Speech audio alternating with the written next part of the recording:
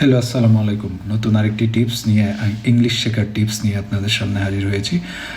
এই টিপসটা আপনি ফলো করলে আপনাকে কনফিডেন্ট মনে হবে। সো আজকের ভিডিওর টপিক হলো speak slowly to sound confident. আপনি আস্তে আস্তে কথা বলুন যে আপনি সময় পাবেন এবং আপনি কনফিডেন্ট ফিল করে, আপনি যে কনফিডেন্ট এটা মানুষকে ফিল করাতে পারবেন। ঠিক আছে, 1 নম্বর টিপসটা হলো আস্তে বললে আপনি ভাবার সময় পাবেন।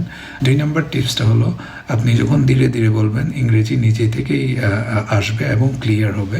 সো আপনি আস্তে আস্তে চিন্তা করে করে কথা বলুন, ধীরে ধীরে কথা বলুন, তাড়াহুড়ার দরকার নেই। ঠিক আছে, 3 নম্বর যে টিপসটা আমি দিতে পারি, অপ্রয়োজনীয় ভুল যাতে কম হয়। 4 নম্বর যে টিপসটা আমি দিতে পারি, আপনি যখন শান্ত থাকবেন এটা আপনাকে কনফিডেন্স শোনাবে। ঠিক আছে, সো প্রফেশনাল সেটিংয়ে এটা একটা হিউজ অ্যাডভান্টেজ। আপনি আস্তে আস্তে কথা বলুন, আপনি শান্ত থাকুন, আপনি অনেক ইনফরমেশন মানুষকে দিতে পারবেন, অনেক কনফিডেন্টলি আপনি আপনার ভিউজ এক্সপ্রেস করতে পারবেন।